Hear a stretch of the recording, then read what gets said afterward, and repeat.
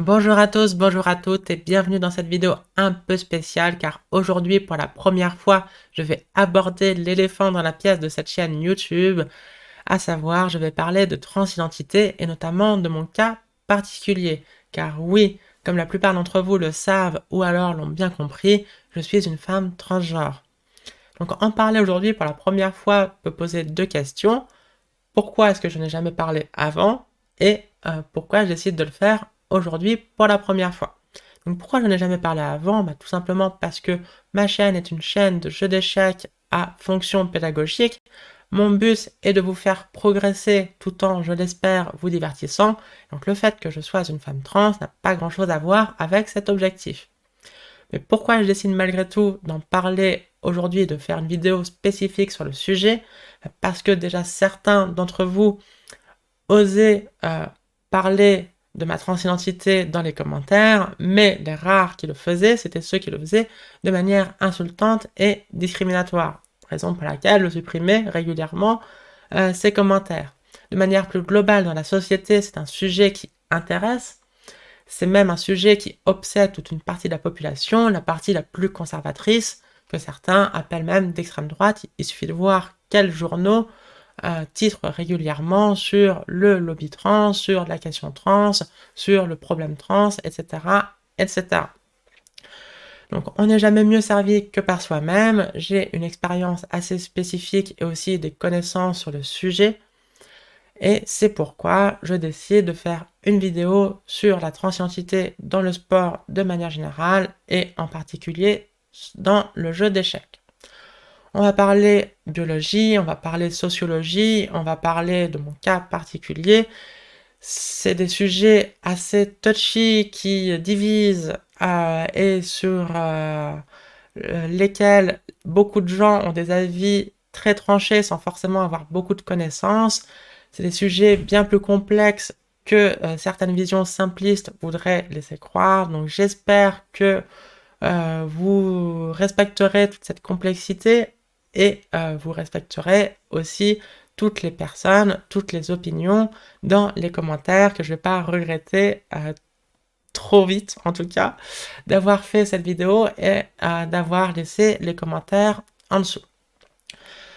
Donc on va parler tout d'abord de transidentité dans le sport, mais juste avant, on va parler d'intersexuation dans le sport et donc des personnes intersexes. Qu'est-ce que les personnes intersexes? Que sont ces personnes intersexes? Eh bien, on dit souvent, on résume souvent le sexe à d'un côté les mâles, de l'autre côté les femelles, de manière un peu plus riche, un peu plus complexe et un peu plus véridique. Les biologistes divisent en fait l'humanité en 4 sexes et non pas 2.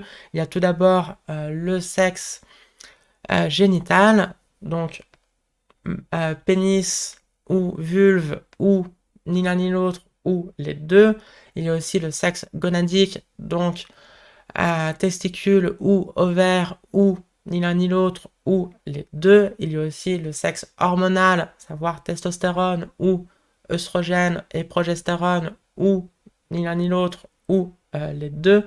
Et enfin le sexe génétique, donc XY ou XX ou ni l'un ni l'autre, par exemple XXY. La plupart, la grande majorité des gens ont de ces 4 sexes, soit tous mâles, soit tous femelles. Donc on les appelle mâles, on les appelle femelles quand les 4 sont d'un côté ou de l'autre.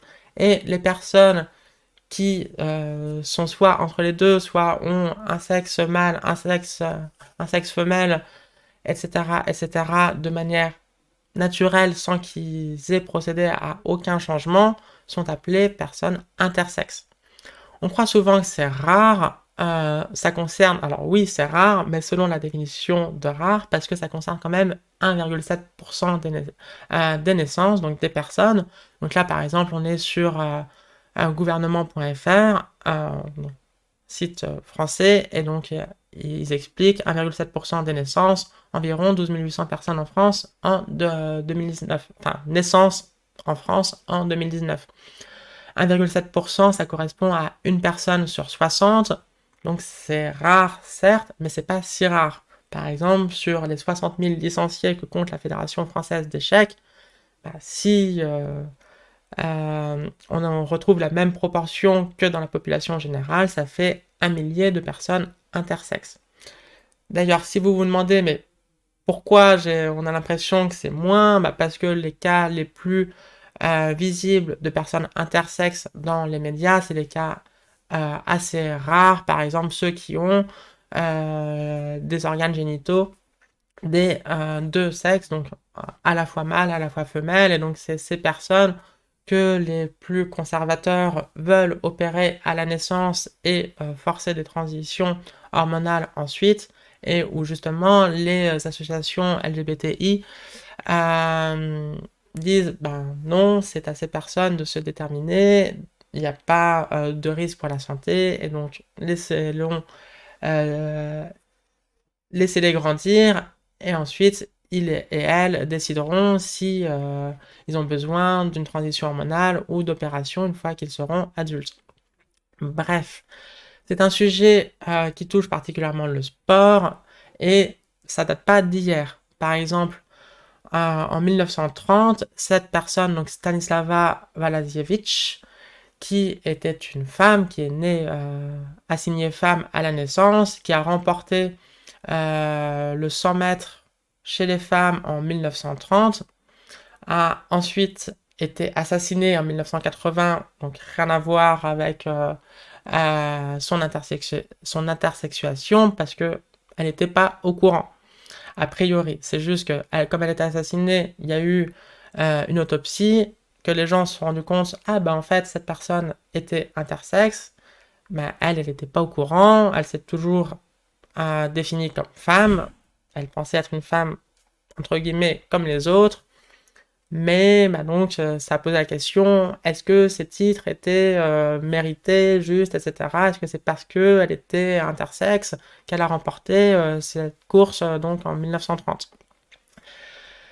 Depuis ces cas-là, il y en a eu plusieurs autres, des personnes, enfin des femmes qui étaient intersexes et donc qui ont remporté des compétitions chez les femmes, et ça a poussé les comités sportifs, notamment le Comité international olympique, à établir des règles, et notamment des tests de féminité. Sauf que, bah, comme j'expliquais avec les cas de sexe, bah, ces cas sont parfois compliqués. Par exemple, il y a eu le cas de Maria José Martinez Patiño, qui était une coureuse de haies. Elle a concouru en 60 mètres et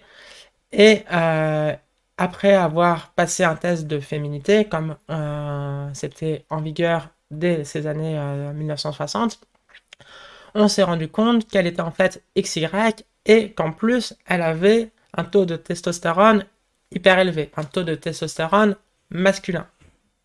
Donc on s'est dit, bah oui, c'est pas du jeu, interdit de compétition. Sauf que pourquoi est-ce qu'elle était assignée femme à la naissance? Parce qu'elle est insensible à cette testostérone, que donc à l'état embryonnaire, comme vous le savez, les embryons ont les deux potentialités, hein, peuvent devenir mâle ou femelle, pour l'instant ils sont encore indifférenciés. Donc, vu qu'elle est XY, elle aurait dû devenir mâle, mais étant insensible à la testostérone, son corps a développé bah, des organes génitaux femelles, etc., etc. Et donc, bah, quand le médecin l'a vue, bah, ils ont dit à ses parents, vous avez une fille, félicitations, et elle a concouru chez les filles en pensant être une fille comme les autres, entre guillemets. Quand ils se sont rendus compte que, bah, en fait, elle est XY et elle a un taux de testostérone élevé, elle est interdite de compétition, ce qui peut paraître normal, sauf que comme son corps est insensible à la testostérone, elle n'a jamais eu aucun avantage lié à son intersexuation. Et après 2 ans de lutte, elle a pu concourir à nouveau chez les femmes. Donc ces cas montrent que déjà le sujet est plus compliqué que certains voudraient le croire, en disant bah c'est facile, on met les XX d'un côté, les XY de l'autre, on n'en parle plus.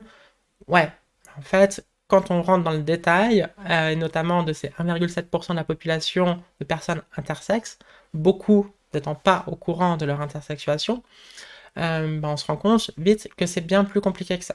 Et donc, au-delà du cas des personnes intersexes, se pose la question de la place des personnes transgenres dans le sport, et notamment celle des femmes transgenres dans le sport. Donc, les transitions hormonales ont été rendues accessibles, avec des guillemets quand même, à partir des années 50, et donc, à partir de là, c'est posé la question de est-ce qu'on laisse les femmes trans concourir chez les femmes parce qu'elles sont des femmes, ou est-ce qu'on les oblige à concourir chez les hommes parce qu'elles sont nées assignées garçons.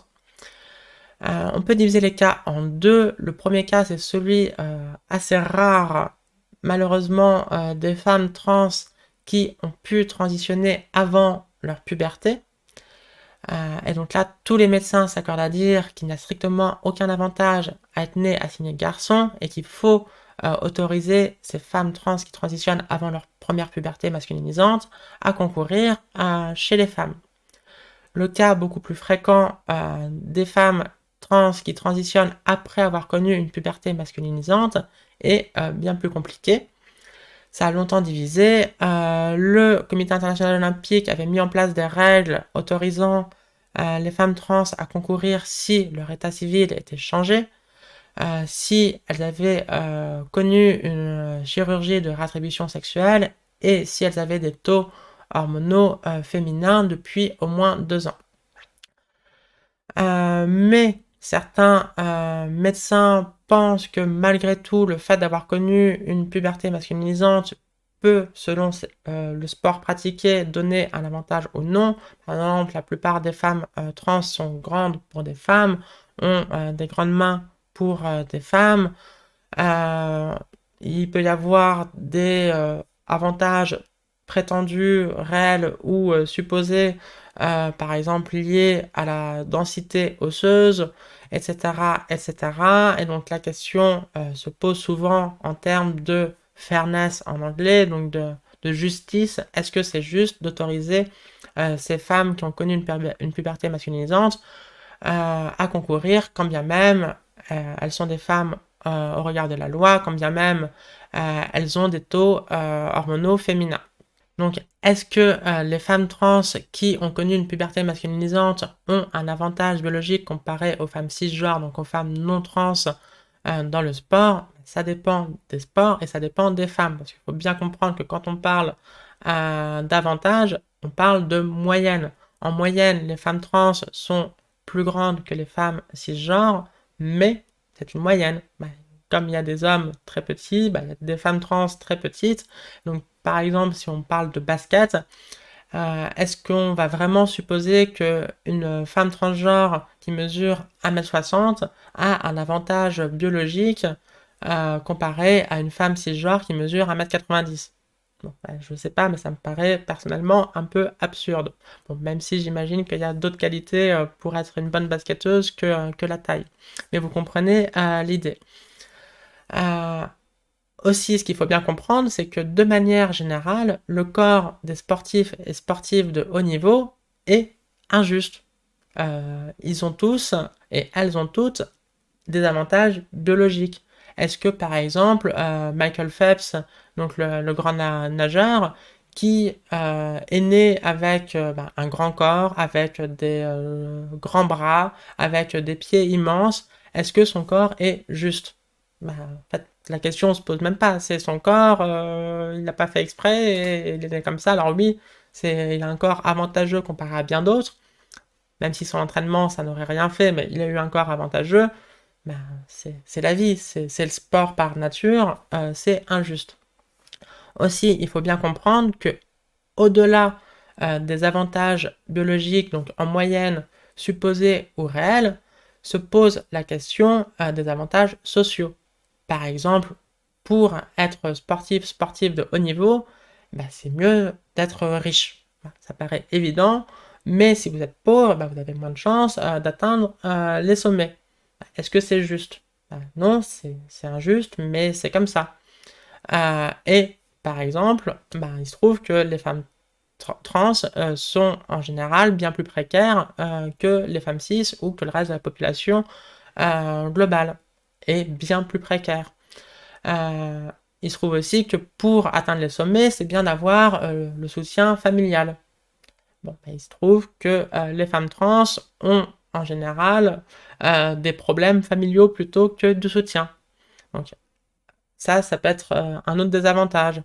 Il se trouve aussi que c'est bien d'avoir, au-delà du soutien familial, un soutien global de la société.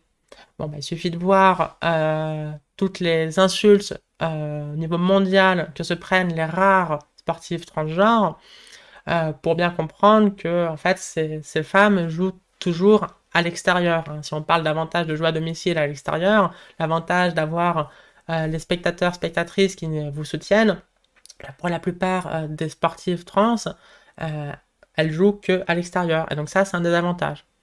Donc, si on compte tous les avantages potentiels, qu'ils soient biologiques ou sociaux, pour atteindre les sommets sportifs, est-ce que les femmes trans ont un avantage réel?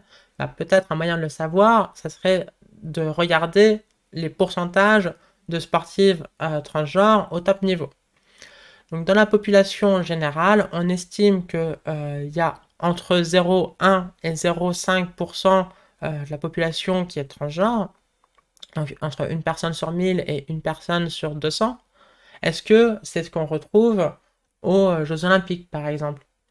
Ben, en fait, pas vraiment. C'est-à-dire que euh, depuis 2003, donc depuis que les femmes trans ont été autorisées à concourir aux Jeux Olympiques, il y a eu 63 000 Olympiens, Olympiennes. Donc si on multiplie par estimation moyenne 0,3%, on devrait avoir environ 189, donc entre 100 200 personnes trans qui ont concouru au JO depuis 2003. Et si en plus il y a vraiment un avantage à être une femme trans, bah, ça se ferait être plutôt 200, 300, 400, 500 femmes trans. En fait, des femmes trans, il y en a eu exactement une. Et des personnes trans globales, il y en a eu 3. Donc ces 3 personnes, cette femme et ces 2 personnes non binaires, donc qui sont nées assignées femmes à la naissance et qui se définissent comme personnes non binaires maintenant, ont toutes concouru au dernier JO de Tokyo en 2021. Donc, à la place de quelques centaines, si on avait le même taux dans les sportifs de haut niveau que dans la population générale, et encore plus s'il y avait un avantage à être une femme trans au top niveau, ben, on se retrouve avec une personne, une femme transgenre sur 63 000 athlètes depuis que les femmes trans sont autorisées à concourir aux Jeux Olympiques. Donc, je pense, c'est pas ce que vous entendez régulièrement, mais pour avoir bien réfléchi à la question, pour le vivre aussi dans le jeu d'échecs, je crois sincèrement que pour l'instant, les désavantages sociaux et culturels que subissent les femmes trans font plus que compenser les avantages réels supposés ou supposés biologiques qu'elles auraient dans les sports physiques, et que en fait c'est plus compliqué d'être une femme trans dans le sport que d'être une femme cis. Et c'est pour ça qu'on se retrouve avec aussi peu de femmes transgenres. Aujourd'hui, enfin depuis aujourd'hui, la Fédération internationale d'athlétisme a interdit aux femmes trans de concourir chez les femmes. Il se trouvait qu'il y avait exactement 0 femme trans sportive athlète d'élite. Donc il y a eu un nouveau règlement, mais qui pour rien, enfin pour des cas hypothétiques, parce que bah, il y en avait, ça concernait strictement 0 personne. Donc parler davantage alors qu'il y a personne qui a atteint les niveaux d'élite, c'est un peu paradoxal quand même. Et en général, c'est des règlements qui sont faits non pas sur la réalité du terrain, mais qui sont faits sur qu'est-ce qui se passerait si, Mike Tyson revenait à la compétition et disait oui, bah, en fait, je suis une femme trans et oui, bah, dans les faits, ça n'arrive pas, et dans les faits, les discriminations et les violences, etc., que subissent les femmes trans font plus que compenser les avantages réels ou supposés que nous aurions dans le sport physique. Un dernier petit point sur les sports physiques, tous les règlements qui visent à interdire les compétitions aux femmes trans, qui sont par exemple mis en place dans la plupart des États conservateurs aux États-Unis, portent également préjudice aux femmes cisgenres. Par exemple, là, dans l'Ohio, État très conservateur, il y a eu un nouveau règlement qui vise à interdire aux filles transgenres les compétitions étatiques, donc scolaires, etc. Et il se trouve que maintenant, n'importe quel parent d'enfant, enfin de fille qui a fait une compétition, qui s'estime lésé parce que peut-être que telle concurrente serait pas tout à fait cisgenre, peut demander à ce que la concurrente se fasse examiner. Et donc cet examen consiste en trois choses. Une vérification des parties génitales, avec, pour rentrer un peu dans les détails, voir tout l'aspect sordide de la question, avec examen de la longueur du clitoris et de la profondeur du vagin. On parle de fillette, hein, donc l'examen est un peu traumatisant. Examen pour des taux hormonaux et examen du génome. Donc, et il y avait en Ohio, je crois, une seule personne, une seule femme trans, enfin une seule fille trans dans tous les sports, tout confondu. Donc en fait, pour interdire à cette personne de concourir chez les filles, maintenant, n'importe quelle fillette qui fait du sport peut devoir subir un examen traumatisant pour faire plaisir à quelques conservateurs, quoi.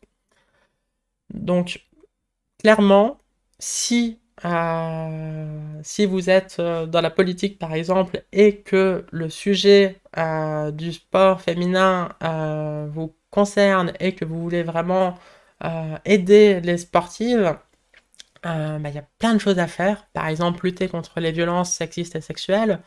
Par exemple, aider à bien financer les sports féminins.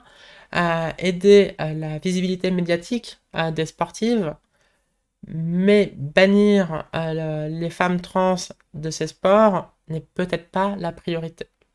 Bref, assez parlé de sport physique, place au jeu d'échecs, c'est quand même un domaine où je m'y connais mieux.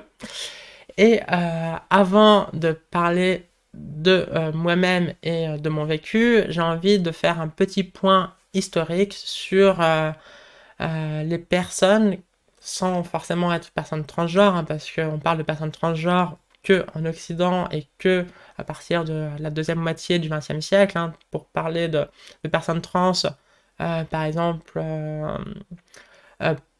pour désigner des personnes passées, ça serait anachronique, et pour parler d'autres cultures, comme en Thaïlande, on a les Katoe, c'est pas exactement les personnes trans. Bref, euh, malgré tout, il y a eu des personnes qui ont franchi, ou en tout cas défié les frontières et les règles de genre. Et j'ai envie de parler un instant de Charles-Léon de Beaumont, qui est une des personnes les plus passionnantes du XVIIIe siècle. Donc je vais dire elle, mais certaines personnes disent il et d'autres personnes disent elle, etc. Je vais raconter brièvement sa vie. Mais donc, elle est née assignée garçon. Elle a été espionne pour Louis XV. Dans le cadre de ses missions d'espionne, elle était amenée comme on disait à l'époque, se travestir et donc à passer pour femme, notamment auprès de la cour de Russie, mais aussi celle d'Angleterre. Et après bien des péripéties, sa vie est vraiment celle d'une grande aventurière. Elle a vécu tout le reste de sa vie, toute la deuxième partie de sa vie, en tant que femme, et ce, même bien après la mort de Louis XV, bien après que toutes ses missions se soient terminées.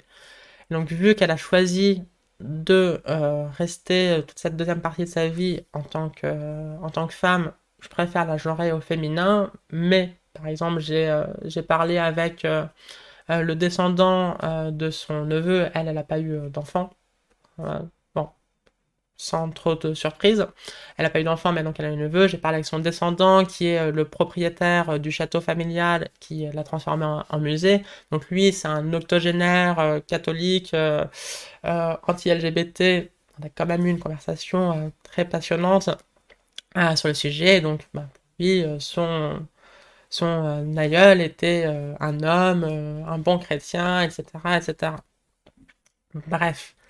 Pourquoi j'en parle? Bah parce que Charles-Léon de Beaumont était une excellente joueuse d'échecs, était ami de François-André d'Anican, donc dit Philidor, et bah, notamment à ce musée familial là euh, est situé à Tonnerre. Vous pouvez voir l'échiquier qui a appartenu à Charles de Beaumont, enfin un des échiquiers qui lui a appartenu. Bien plus tard, au XXe siècle, il y a eu le cas de Rosselavie. Rosselavie, c'est le personnage fictionnel que s'était créé Marcel Duchamp, son alter ego féminin. Donc Marcel Duchamp, évidemment, immense artiste du début du XXe siècle, qui a quitté le monde de l'art pour devenir joueur d'échecs à plein temps, ou presque. Il a notamment disputé plusieurs fois le championnat de France et représenté la France aux Olympiades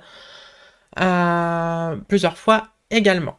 Et donc, toute sa vie, il a gardé ce personnage de Rosselavie. Rosselavie a même mené sa propre carrière artistique, et donc même à la fin de sa vie, Marcel Duchamp sortait parfois en Rosselavie, et dans ces cas-là, elle se faisait genrer au féminin. Donc, est-ce que Marcel Duchamp était transgenre, non-binaire? Évidemment, ça n'a pas de sens, ça serait anachronique de se poser la question, mais en tout cas, il a bravé ses codes et Rosselavie se faisait genrer au féminin.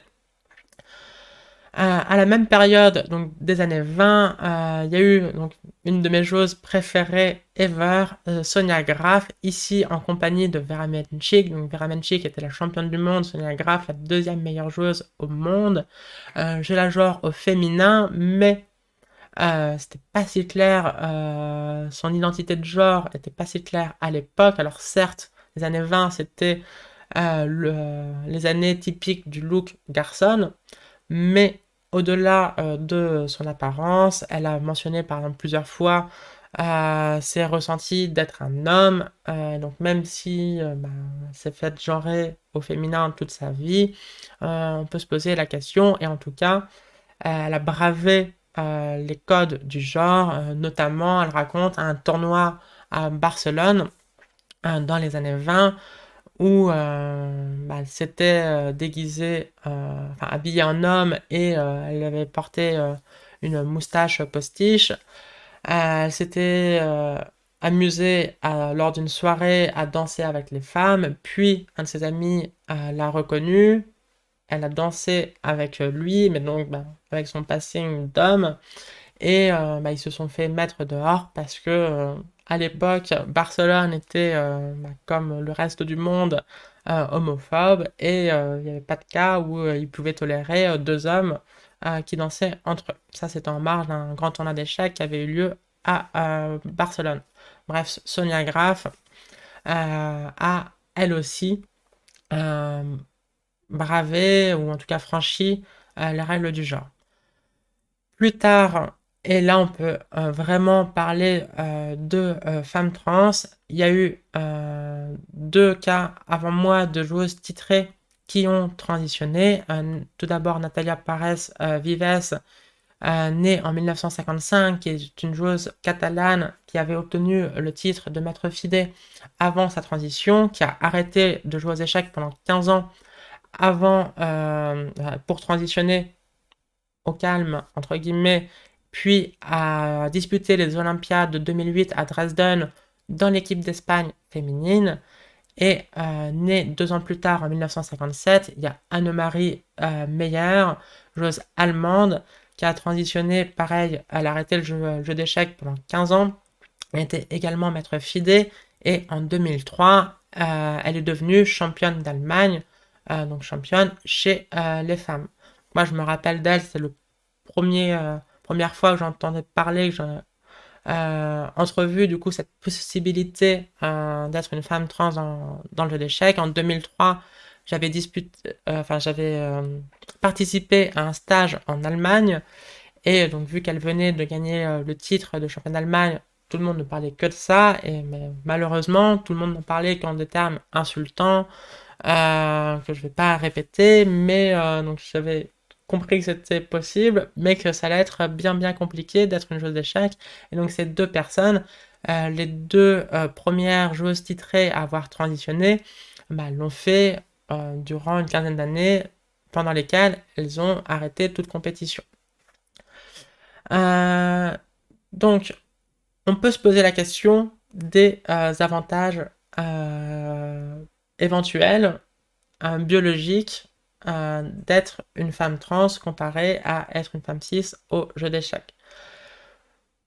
Bon, dans le sport, la plupart des avantages supposés des femmes transgenres sont liés aux hormones. Bon, dans le jeu d'échecs, on parle parfois davantage de la testostérone. En général, on prend un cliché sur la testostérone, un cliché sur le jeu d'échecs, et on met un lien causal douteux entre les deux. Typiquement, genre, le jeu d'échecs, c'est le jeu martial par excellence, c'est un jeu de guerre, c'est un jeu de combat. Et la testostérone, c'est l'hormone de l'agressivité. Et donc, évidemment que les corps sous testostérone ont un avantage. Euh, on- Ce à quoi on peut répliquer avec aussi peu de rigueur, par exemple, que le jeu d'échecs c'est un jeu de patience, que la testostérone c'est l'hormone de l'impulsivité par excellence, et donc que les corps sous testostérone sont désavantagés pour jouer aux échecs. Bon, personnellement, ayant cette expérience assez spécifique d'avoir connu les deux, d'avoir donc pendant toute la première partie de ma vie eu un corps sous l'influence de la testostérone, puis bah, maintenant depuis une paire d'années un corps sous l'influence principale des oestrogènes et la progestérone, et donc avec des taux de testostérone même inférieurs aux moyennes de femmes cisgenres, j'ai vu énormément de changements. Pour moi, ces changements ont même été salvateurs. J'ai vu des changements évidemment physiques, mais aussi psychologiques et physiologiques de manière générale.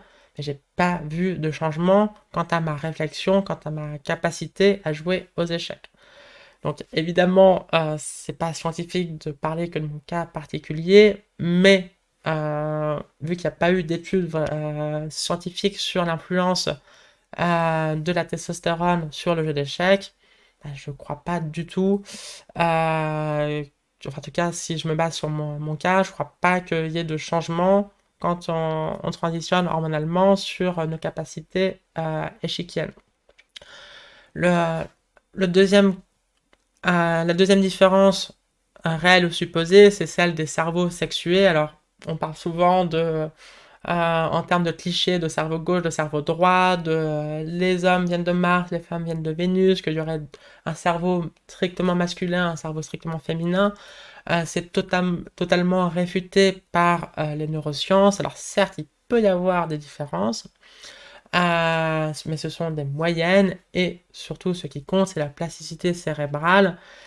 Et bah, si ces différences aussi ont lieu, on peut se poser la question de est-ce qu'elles sont inéluctables à la naissance, est-ce qu'elles sont strictement liées à la génétique, ou est-ce qu'elles sont dues aux différences d'éducation. Quoi qu'il en soit, des études ont montré également que euh, les femmes trans, même avant leur transition hormonale, ont des cerveaux plutôt féminins. Mais bon, comme je l'ai dit, ces différences de cerveau masculin-féminin ne sont jamais aussi binaires, jamais aussi tranchées que certains vulgarisateurs euh, voudraient nous le faire croire. Donc, si il n'y a pas vraiment de différence ou d'avantage à être né assigné garçon dans le jeu d'échecs, on peut se demander, mais dans ce cas-là, pourquoi séparer les genres au jeu d'échecs? C'est parce que, comme je l'ai déjà expliqué dans d'autres vidéos, notamment celle que j'ai faite avec Mathilde Conjou, que je vous invite à voir ou revoir, les femmes, de manière générale, transgenres ou cisgenres, font face à plus d'obstacles dans le jeu d'échecs. Par exemple, si on prend un parcours typique de femme cisgenre dans le jeu d'échecs, bah, déjà, il faut qu'elle ait de la chance de découvrir le jeu d'échecs, parce que c'est plus souvent type de manière un peu cliché, le papa qui va apprendre à son fils à jouer aux échecs. Ensuite, si elle découvre le jeu d'échecs, il faut que ses parents acceptent de l'emmener en club. Donc là encore, c'est plus souvent les parents qui décident que leur fils joue aux échecs en club, mais pas leur fille, parce que c'est pas très bien vu. Une fois qu'elle franchit la porte du club, elle va voir un entraîneur homme apprendre des parties disputées par des hommes à des élèves garçons. Donc elle va avoir un problème d'identification, etc., etc. Ensuite, il va y avoir d'autres challenges. J'ai parlé assez longuement sur cette chaîne des violences sexistes et sexuelles que subissaient les femmes dans le jeu d'échecs. Donc il y a énormément de challenges que les hommes n'ont pas et que les femmes ont. Et il se trouve que les femmes trans subissent ces obstacles tout autant, voire parfois plus que les femmes cisgenres. Ce qui peut paraître un peu surprenant, parce que pour beaucoup, avant notre transition, on a une vie de garçon ou d'homme. Donc là, je vais me dévoiler un peu, parler un petit peu de moi, de mon enfance, pour juste vous faire comprendre que non, en tout cas pas moi, mais pas non plus la plupart des femmes trans que je connais. Non, pré-transition, on a une vie un peu spéciale qu'on peut juste qualifier de vie de femme pré-transition, mais c'est pas une vie de femme cisgenre, certes, mais c'est pas non plus une vie d'homme. Alors c'est toujours compliqué quand on parle de soi et a fortiori de son enfance, quand on est une femme transgenre, de ne pas tomber dans une forme de dolorisme ou une forme de victimisation. Mais donc c'est ce que je vais essayer de faire en gardant à l'esprit le prisme de ma carrière entre guillemets de joueuse d'échecs. Donc comme je disais, j'ai une enfance qui n'était pas celle d'un garçon, qui n'était pas non plus celle d'une fille cisgenre. Par exemple, j'ai retrouvé des photos de moi âgée de 6 ans dans l'album photo de famille où j'étais habillée en fille, où j'essayais de me coiffer comme une fille, de me maquiller. Et les photos étaient légendées. L'une, ma sœur croyait que j'étais une fée, et l'autre, suis-je mignonne? Pour l'interrogation. Donc les légendes étaient écrites à l'époque par ma mère. Et a priori, c'est des phrases que j'aurais prononcées en sachant que j'étais pas du tout dans une famille queer. J'ai été baptisée, j'ai fait même ma première communion. J'ai été à l'école privée catho, en tout cas l'école primaire, avant de changer. Et, mais donc, j'avais déjà ces spécificités, quoi. J'ai longtemps cru que j'étais un garçon parce que c'était ce qu'on me disait, mais donc j'ai longtemps cru que tous les garçons, comme moi, regrettaient de ne pas être nés filles. Je me rappelle d'une conversation, j'étais assez âgé, je devais avoir 11-12 ans, et je disais à un copain, mais oh là là, elles ont trop de chance et tout, c'est pas juste. Mais de qui tu parles? Des filles, enfin c'est tellement mieux d'être une fille. Et puis, il me regardait, mais comme si j'étais demeuré. Et moi, j'étais aussi surprise que lui était surpris. Moi, j'étais surprise qu'ils ne comprennent pas que c'était bien mieux, objectivement mieux d'être une fille. Et donc, je croyais à l'époque que le monde était divisé en deux. D'un côté, les filles qui avaient de la chance, et de l'autre côté, les personnes qui regrettaient de ne pas être nées filles, et donc qui n'avaient pas de chance. Donc ça m'avait grandement surprise de constater que non, la plupart des garçons, en fait, sont très bien dans leur corps et n'ont aucun regret quant à leur naissance, quoi. Bref, cela dit, pour ce qui est du jeu d'échecs, j'ai peut-être eu certains avantages sur d'autres filles, donc sur des filles cisgenres. Par exemple, bah, j'ai un grand frère qui a joué aux échecs. J'ai aussi deux sœurs cisgenres qui n'ont jamais joué aux échecs, en tout cas pas en club. Donc peut-être si j'avais été née fille, née assignée fille à la naissance, peut-être que mes parents n'auraient pas voulu que je fasse du jeu d'échecs de manière aussi intensive, par exemple. Peut-être aussi qu'à l'adolescence, j'ai été protégée parce que c'est un cap souvent compliqué, bon, de manière générale, mais pour les joueuses d'échecs, c'est très compliqué dans ce monde où adultes et enfants sont mélangés. de passer d'un corps enfantin à un corps perçu comme sexué, bah, moi, j'ai pas eu tous ces problèmes. Alors, j'en ai eu d'autres bien spécifiques. J'ai eu des propres combats à mener que d'autres joueuses ne mènent pas. J'ai aussi pas profité de certains avantages. Par exemple, j'ai jamais joué de championnat féminin, donc j'ai pas eu d'entraînement spécifique non plus. J'ai pas disputé tous les championnats d'Europe, du monde que j'aurais pu faire si j'avais été reconnue comme fille à l'époque. Mais bref, je me suis parfois demandé ce que serait ma vie si j'avais été née assignée fille, et c'est en fait assez probable que je serais pas joueuse d'échecs aujourd'hui.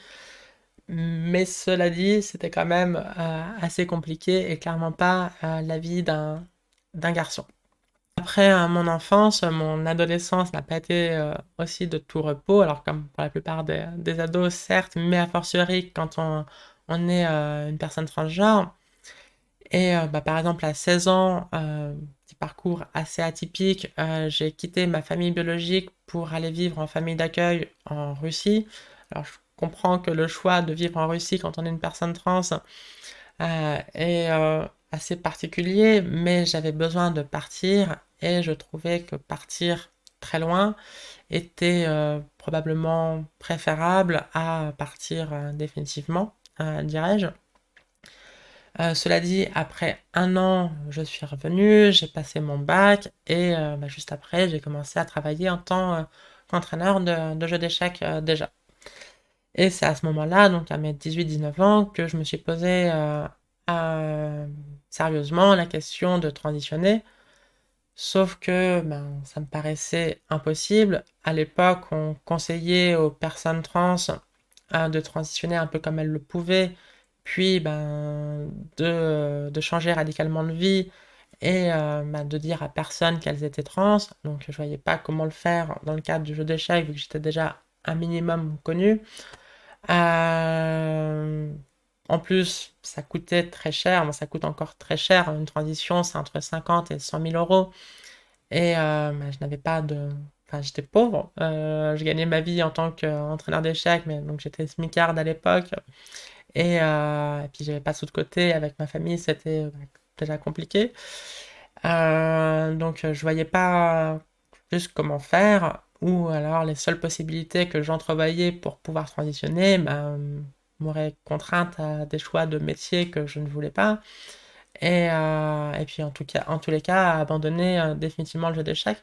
Donc parfois, bah, me surprenais à rêver, par exemple, si je gagnais au loto, je me disais que j'allais transitionner pendant 2 ans dans tel pays, puis vivre dans tel pays, et puis enfin revenir en France en tant que joueuse étrangère, etc. Mais bon, c'est évidemment juste un rêve.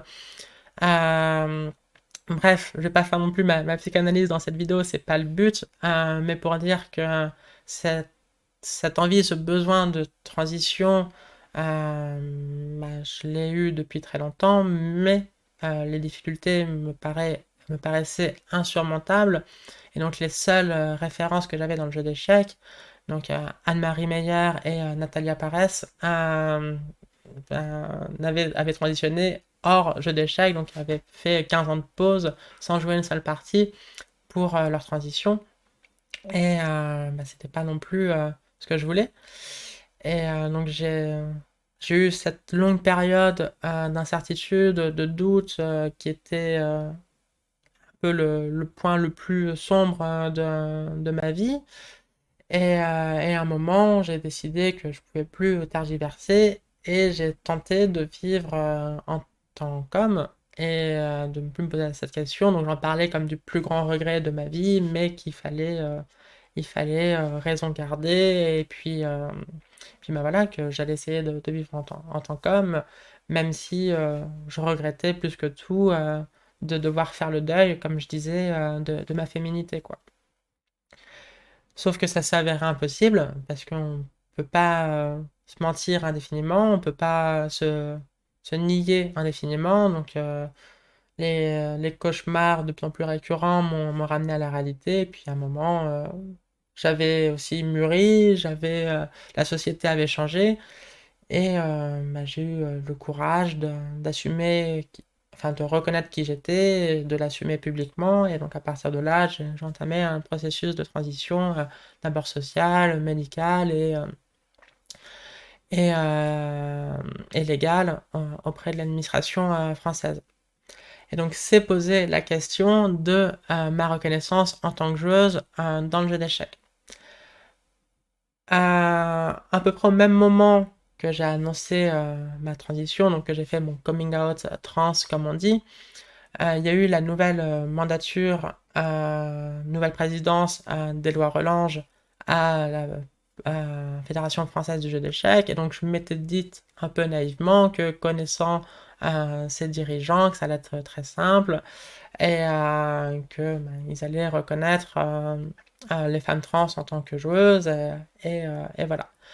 Sauf que non, ça n'a pas été aussi simple que ça. Eux pensaient, enfin eux m'ont dit et de bonne foi que c'était impossible, interdit par le ministère des Sports français de reconnaître une femme trans en tant que joueuse avant qu'elle ait terminé sa transition administrative. Et c'est ce que j'ai cru, donc bon, pour moi ça me posait pas spécialement de problème vu que j'avais déjà entamé les procédures et je savais que c'était juste une question de temps et que j'étais pas spécialement pressé non plus. Là où ça me posait des problèmes, c'était que pour faire respecter ce qu'ils croyaient être cette obligation légale, euh, il y avait des contrôles d'identité spécifiques aux femmes trans, c'est-à-dire que pour prendre une licence ou pour disputer des compétitions de d'échecs, personne à aucun moment ne montre sa carte d'identité. Du coup, sauf si on était une femme trans, où là, il fallait montrer qu'on avait bien terminé sa transition administrative et qu'on était reconnu en tant que femme par l'État français. Donc ça pose des questions légales parce que on peut pas exiger un contrôle d'identité quand on n'est pas dépositaire de cette autorité. On peut pas non plus exiger un contrôle d'identité à une partie spécifique de la population et pas à une autre. Donc bref, c'était pas très bien vu. Et en plus, là où ça me posait aussi un problème, c'est qu'en France, c'est encore interdit de transitionner de manière administrative euh, quand on n'est pas majeur. Et donc la plupart des joueurs et joueuses d'échecs sont mineurs. Et donc si on prenait le cas pour l'instant encore hypothétique, à ma connaissance en tout cas, d'une joueuse qui serait reconnue en tant que femme à l'école, au lycée, qui serait acceptée en tant que femme par ses parents, qui serait genre au féminin au jour le jour, qui se ferait appeler uniquement par son prénom féminin. Si elle voulait jouer aux échecs, la Fédération française du jeu d'échecs leur a dit: Ok, tu peux jouer, mais nous on va dire à tout le monde que tu es en fait un garçon et que ton prénom légal c'est celui-ci que tu n'utilises certes plus, mais nous on va le dire à tout le monde.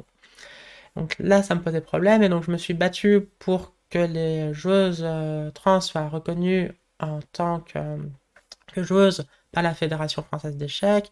J'avais potassé en fait tous les règlements, tous les textes de loi du ministère des Sports, enfin, français,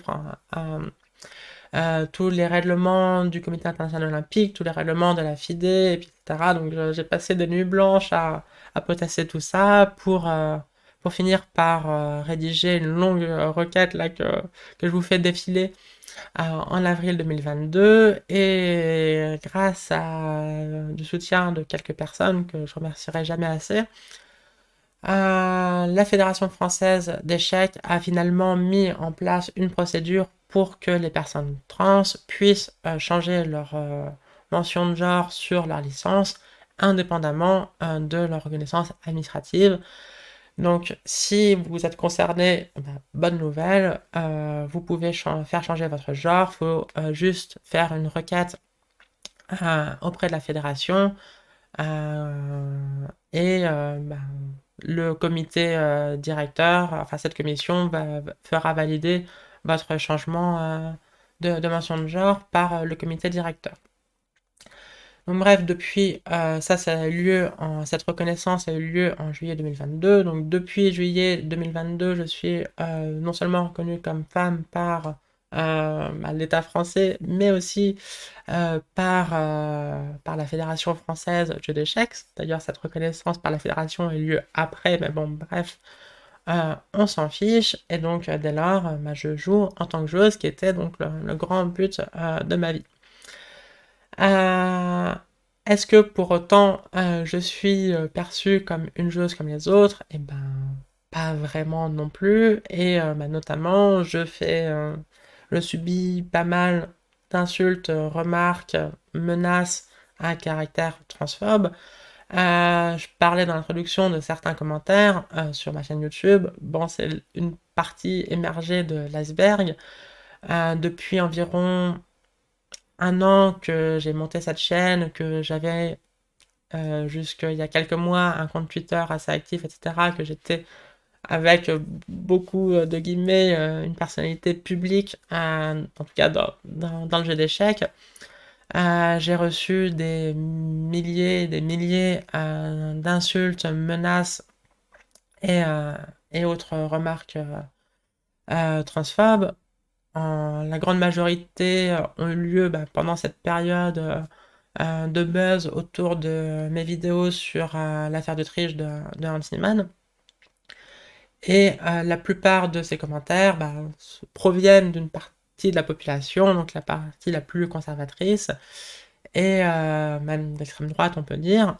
Par exemple, si en Google, alors ce que j'ai fait, le faites pas forcément chez vous, échec sur le site Égalité et Réconciliation, donc qui est le site d'Alain Soral, qui est un site qu'on peut qualifier d'extrême droite, voire de complotiste, mais qui est aussi un des sites les plus regardés en France, hein. Je crois qu'il y a quelques années, c'était le site politique avec des guillemets le plus populaire en France.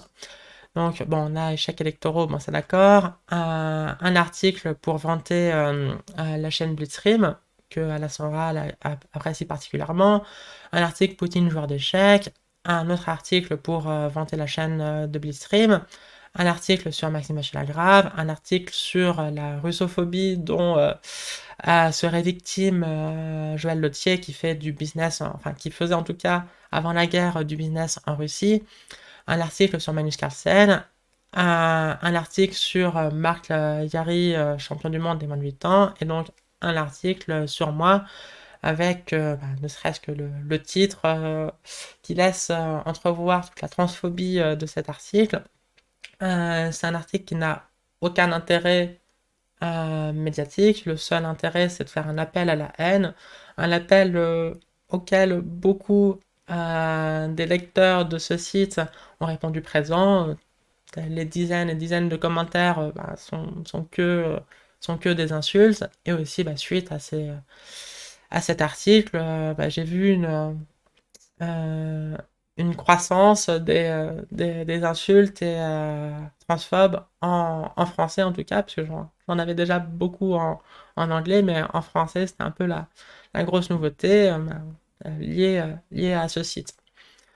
Euh, je parlais de Twitter et donc j'ai totalement arrêté d'y aller. Alors, je comprends bien à quel point ça fait privilégié de dire que c'est horrible de subir des insultes et commentaires transphobes sur Twitter, etc. Mais c'est le cas. Et donc, pour vous donner un ordre d'idée, ça, c'est euh, des commentaires d'une seule personne.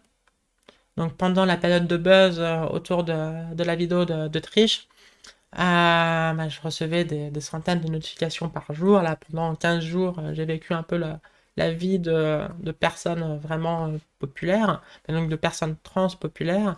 Et ça, c'est donc juste un compte Twitter qui passait sa vie. Enfin, il y a des centaines d'insultes en prenant d'un compte, quoi. Euh, il y a aussi, au-delà des insultes, donc, euh, que